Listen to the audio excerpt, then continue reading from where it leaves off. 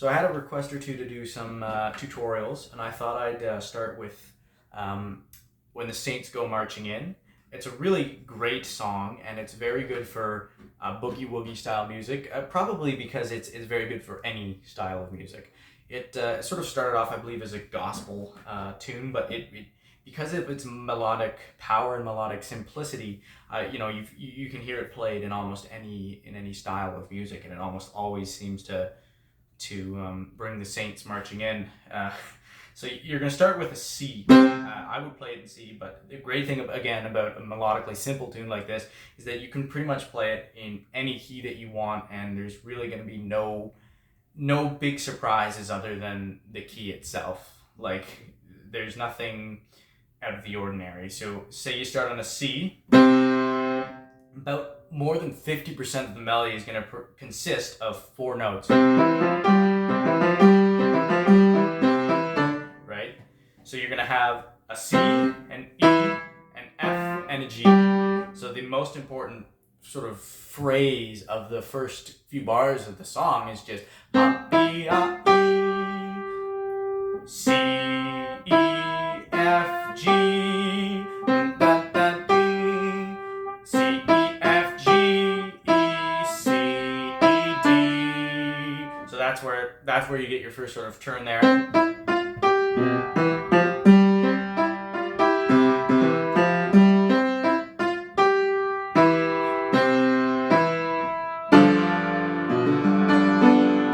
So that's just sort of an example of like the amount that you can do. Like there's endless fun you can have with just a very simple major chord tune like this.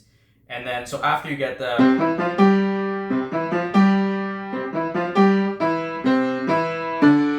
an E, a D, and a C. E, D, C, C, E, G, A, F. So that goes.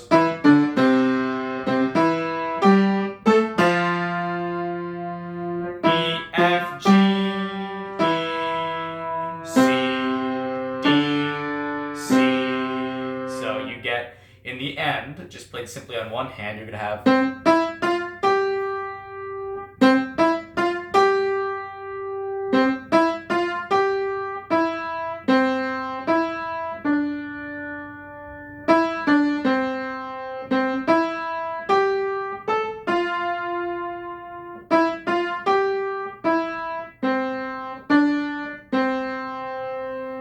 Now, there's nowhere to go from there as far as how you want to do it.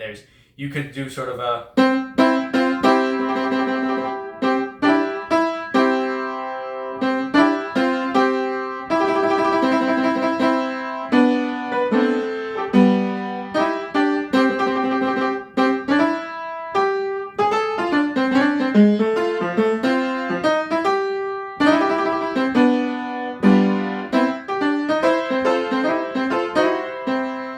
I'll show you how I think, from my limited memory, I think I played it in the more recent rendition I did of it.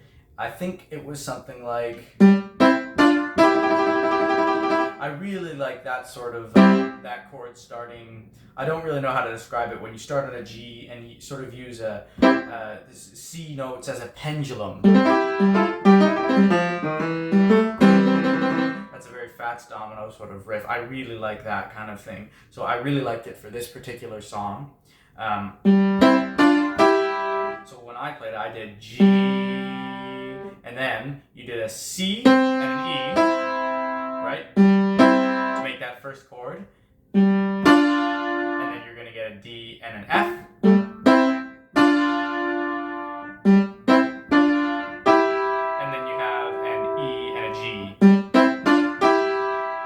To do that really spice it up, and that's kind of sort of harder, is add sort of just a bass line of sort of reacting to the top. So, oh, when the Saints.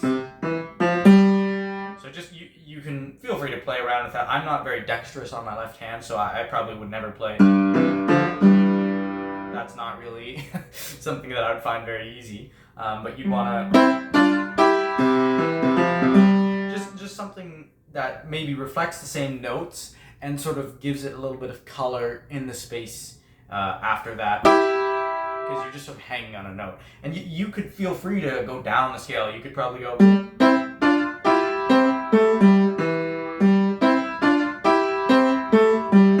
Just thinking now, that would have been kind of cool to do. C, F, G, E.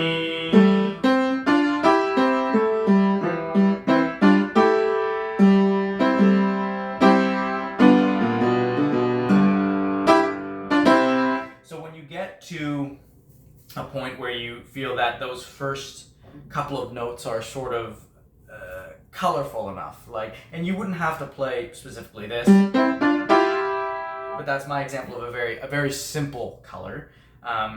You could sort of go, even in the bottom hand, you might, and now you're adding in some still very simple chords, but sort of interesting and making an interesting sound. When you get to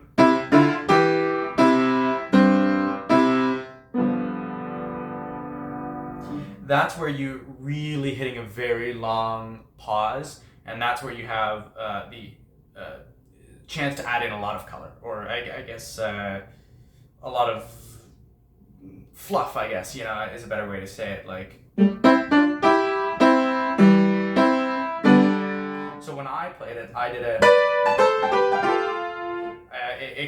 you could go down, right? So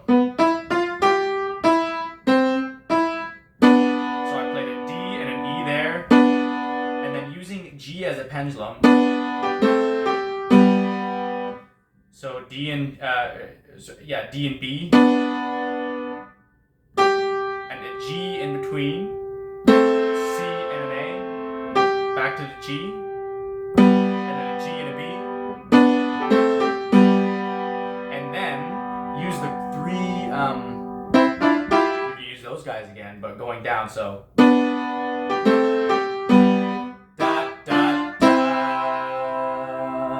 So what you'd have so far might look on the top hand like.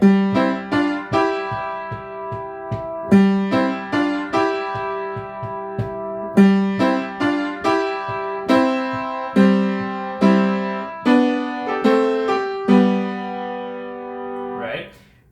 And then you would go. So that's where this song is just fantastic for boogie woogie style music, because you really have a lot of chances to do things with slurred notes, like you could go right. So the simplest way to do that would be as you're, instead of just going, add a slur to the E there, coming up from E flat. Again, if you want, you could add one coming up from the D flat to the D.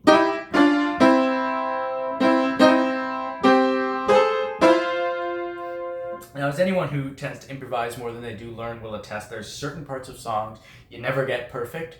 This is one I don't love the way I play it, because I'm in a chord here that's already playing notes. So I hate it when you're already playing a note and you've got to play it again. So you do end up in this situation where you're going.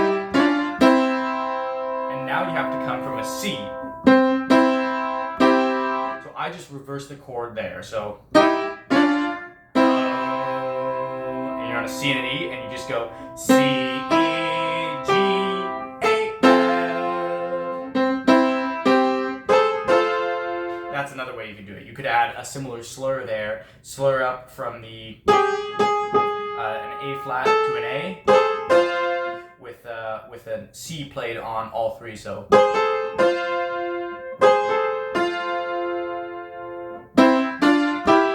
again, just those three sort of harmonies there.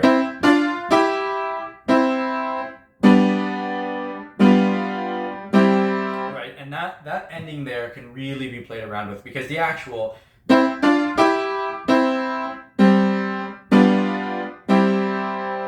that could be sort of boring, and I'm sure if you weren't playing boogie woogie like I'm going to teach you for this one, you could probably add an interesting chord there that would sort of resolve the phrase a little nicer. You could probably go.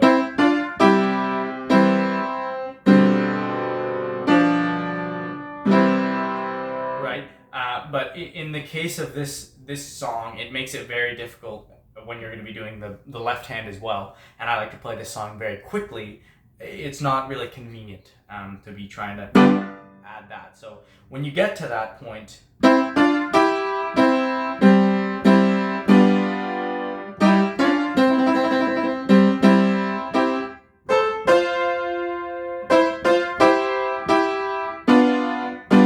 that's what I usually do, because in that situation, I'm just on a G in my bottom hand. So I'm gonna go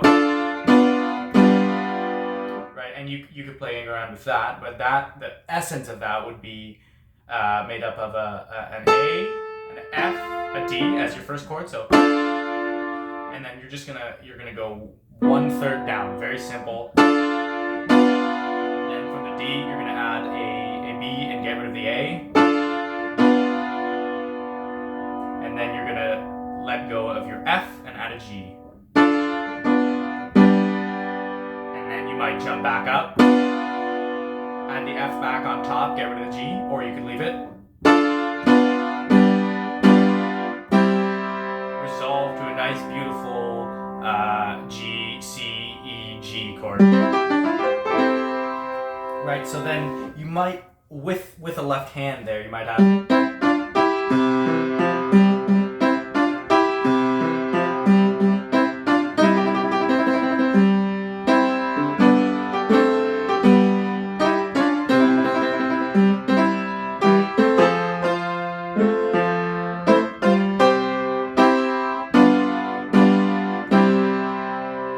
That's another thing I wanted to mention. Whenever you have a chord in boogie woogie style music that's made up of maybe 3 notes, it's very, very fun to just add a trill in for no reason. It's just, they're ubiquitous in this kind of music.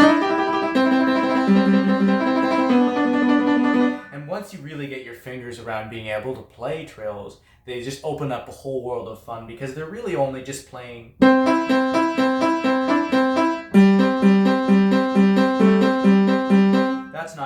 That's not a very difficult concept. The difficulty is getting your fingers to right, and you know, when I play it at this point, I'm not even thinking about those 2 notes, right? You're thinking about you know, just hitting your hand as fast as you can. And a trill doesn't have to be a very well executed thing. And with a trill also, it can be slow and still sound very nice. So sounds just as awesome as.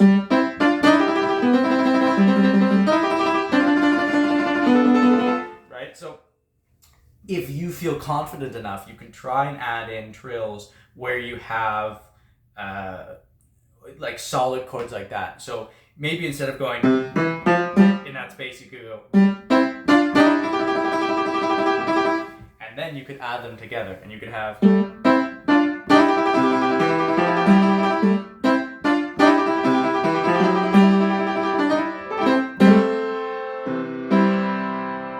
So that's how I play the intro to this. You know, I like a song like this. You really want like a sort of fun melodic intro that introduces the song before you go into that sort of bass dropping boogie woogie moment. So you might have something that ends up like this.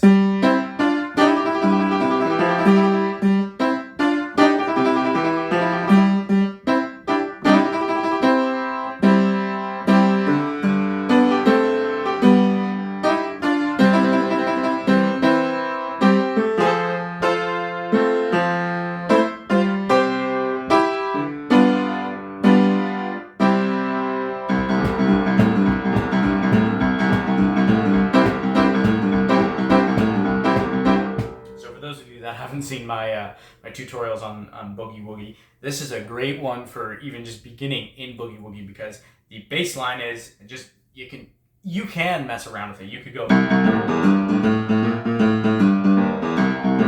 know, you can do whatever you want, but this is great to just go.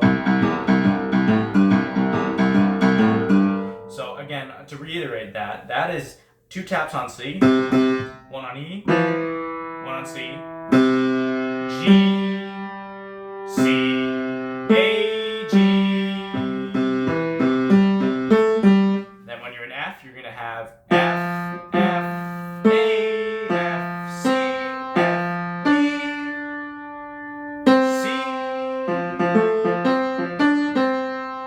And when you're in G, you're going to have G, G, B, G, D, G, E, D.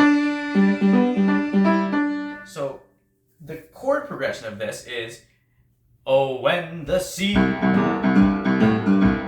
still in C.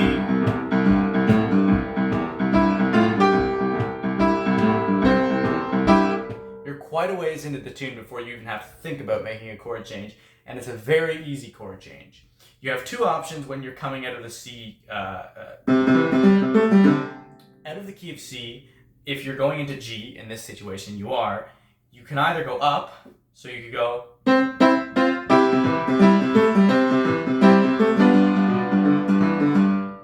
that would be the down. I didn't go up in that situation because it would have sounded ridiculous because I was already so high. So say I was down here, I should say.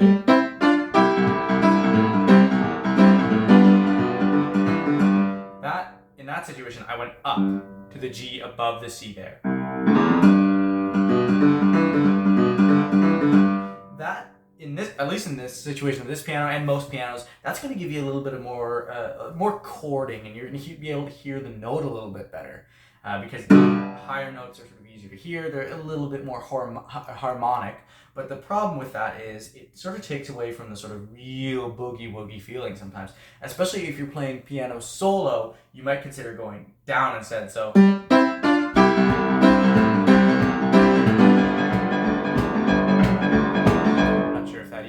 is picked up on the camera there, but that's going down from the C to a G. That's below it instead of above it. They're both equally acceptable, and they have their own use in their own situation. So if you were to put that top hand we learned as the intro together with that bass line of, you would get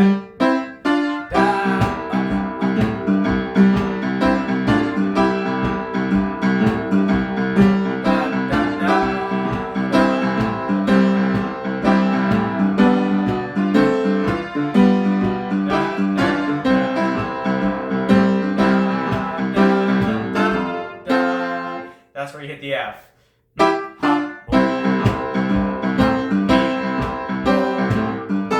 So when you hit the A on this hand, you might hit a slur there, like I was saying. You might hit a chord.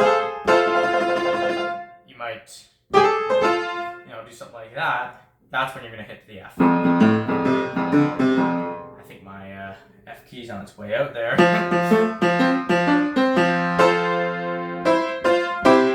Then you're going to hit the C again.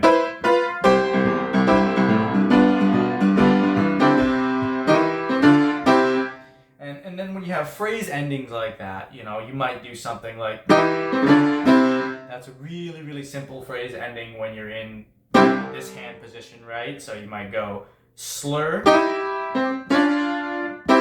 So a slur to an E from an E flat with a G played at the same time. So as you hit that E flat, right, so this doesn't have to move, this pinky finger.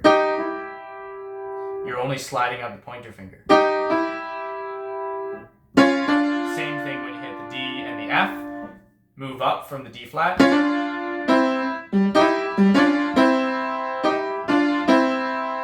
And that just sort of caps off the phrase, so you're going to have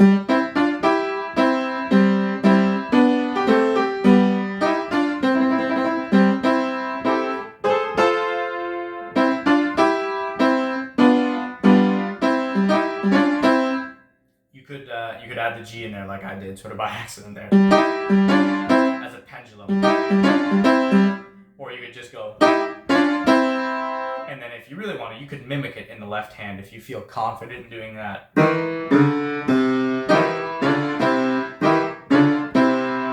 Right, so that's just the same. E flat, E, D flat, D, C. So this is where the song gets really fun. When you really get rocking with this one, you can sort of just get away with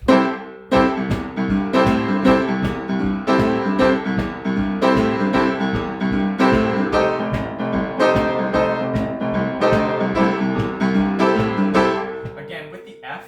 You can also go up and down. I forgot to mention that. Like with the G, you could choose to go up. I did in that situation because it seems halfway through this video my F has broken. But again, you could go down, and that's again more of a personal taste and a sort of the emotion of the song you want to go for. You can hear the difference of the sort of rockiness. When you go down, it's very...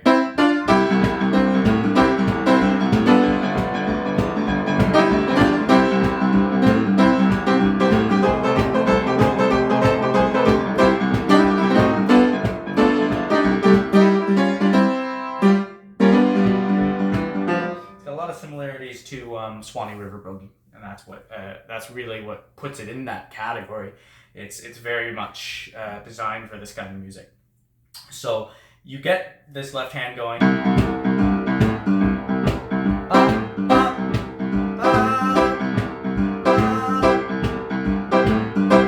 That is very, very hard to master there. So that is almost a separate lesson in and of itself. But for the purposes of this song, I'm going to assume that that at this point you might have some prior knowledge in music, and if you don't, that's all right. But for this particular song, it would really help to have a little bit of knowledge about boogie woogie style. So that sort of bop bop is very common when you're playing boogie woogie, and it's hard to describe where it goes for someone like me who's not well sort of musically educated, because it's sort of in between notes. You're having...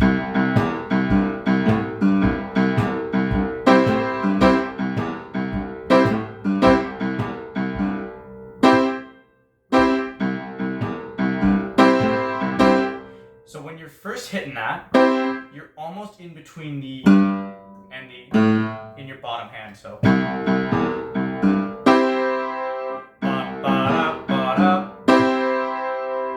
that's where you're going to hit the first chord. That's built, an easy way to do that, or to start that even, would just be a C, E, and a G chord. So that's the hardest thing to do. So really slowly you're going to end up with... Right?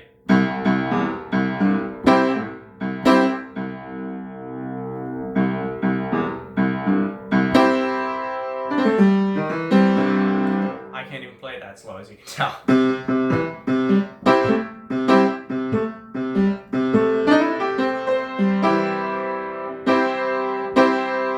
It's sort of a rhythm more than a melody at all. It's a rhythm to add. So as you hit that G, you're gonna hit that first C chord on the top hand. You can add a full chord. Anyone who likes sort of more rougher sounds, I really like very rough boogie woogie sounds. I like to add in an F there. It's a little harsh in the ears at first, but it really fits in when you get into the full sound of that C chord. So you're using all 5 fingers, which is not something you often get to do. So basically that's going to come down as you hit the C on the bottom hand. And then you're almost going to hit the C again as you come down to the G. So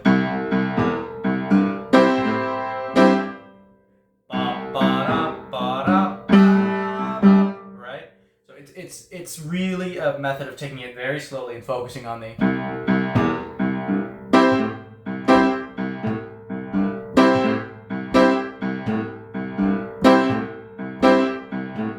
That's another way you can do it. Just focus on those 3 notes on the bottom hand. 1,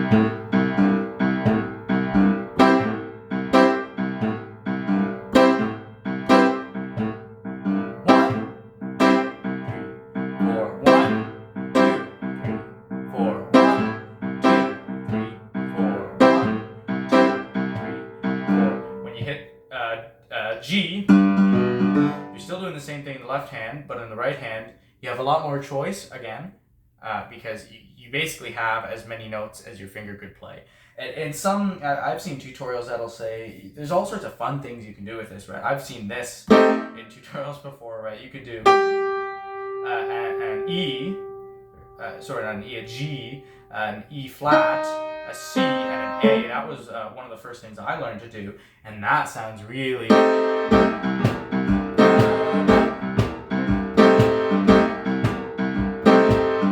So if you want to add something really like cool and spicy into it, you can use that, but you have to be wary about overusing that too, because if you start singing When the Saints Go Marching In, if you do that the whole time, it's going to sound almost a little rough. It's going to, oh, when the saints go marching in, oh, when the saints, it's very bluesy and it's a little intense. But again, at the same time, if you were to play just a C chord the whole time, oh, when the saints go marching in, oh, when the saints go marching in, that's also a little vanilla, a little boring. It can use more. So you can really experiment around with chords, and I encourage sort of a more liberal approach to it. Don't be so confined to maybe what you think should sound good together. The nice thing about blues is that you can often combine notes that wouldn't traditionally go together. Do that. That's a favorite of mine. Right? You wouldn't usually expect that with a C bass line. That's sort of almost a minor chord there. That's just your C chord adding an A on the bottom. When the saints go marching in, when the saints go marching. I'm a huge fan of sevenths. It's pretty easy to play, and it always sounds good. So I play a seventh in that. When you hit the G, a seventh there is made up of, and that's my sort of vulgar definition of a seventh. It's not really the correct definition. You can have a B, a D, an F, and a G. You play those together on their own, it might not sound too good. To me, it sounds like heaven on keys. But and you can add in, if you're really dexterous, you could add in a G to that as well, right on the bottom. Now, I don't really have the capability to do that because of the length of my fingers and the size of my hand. If my hands were a little bigger or the piano's a little smaller, I could easily play that. But it's not something I usually try to do. So if you have hands like my size, where I can't really reach much farther than that, it might be easier just to play the 4-note version. If you have any bigger hands, go for 5. It's just whatever you feel like doing, right? And the nice thing also about playing the 4-note version, however, regardless of hand size, is you can reach up with your pinky very easily and do that. And this. So you have 3 notes to just sort of screw around with there. So you get.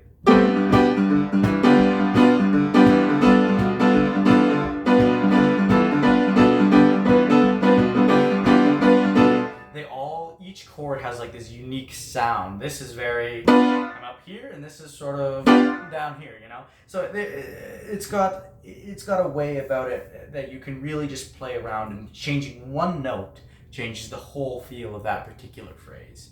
So once you get this feeling going, you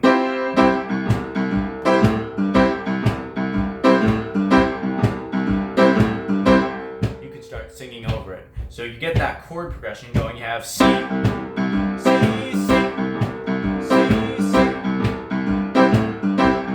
When the saints go marching in, when the saints go marching in. You can see there, I initially go for with a B on the top, making almost a minor B chord, 1 note away from that. You can go back down there. I still want. So you gotta make sure you're still in the B when you sing, I still want. Right?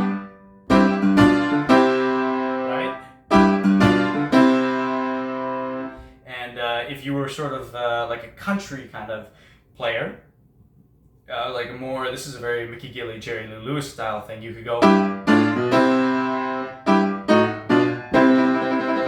was one of my favorite riffs. I always hear Mickey Gilley always did that one. Right, and that's just a sort of anterior on either hand. So if you go, or you could even go. So that's going down like we talked about earlier on the top hand, and coming up on the bottom hand from a G, A, B, and a C. And if you want, you might rush up like I was showing. Right, and almost play this as sort of like a grace note or half a length.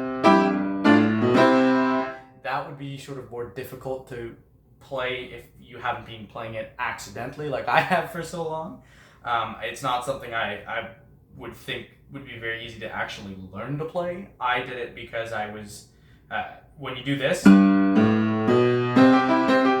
know, when you play that sort of Jerry Lee Lewis run up, sometimes you forget it's not going to fit in where you think, and you end up going to try and pan it to get back up to the note. But that run up could just be shortened. You could start on an A. So when you get there, you're.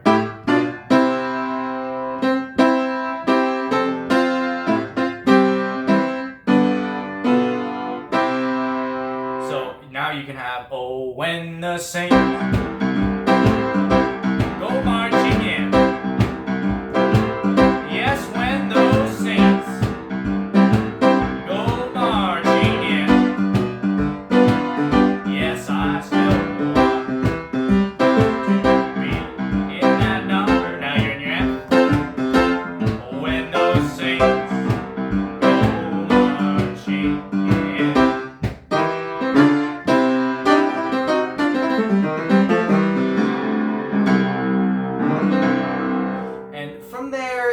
it's very much, it's up to musical interpretation. I'm not very good at being the guy to say, oh, you want to play this here. You know, it's such a freeing tune. You can just keep that left hand going, and you can make variations on what we talked about.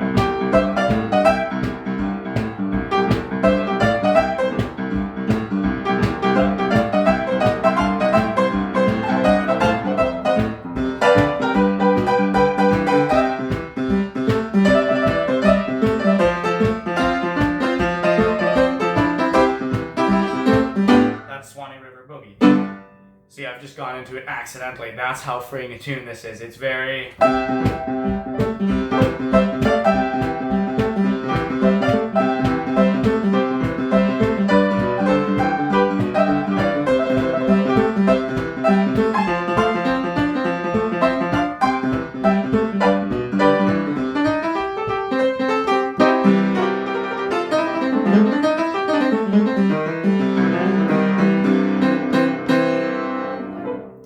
Song. Don't be afraid to go out of the rules with it.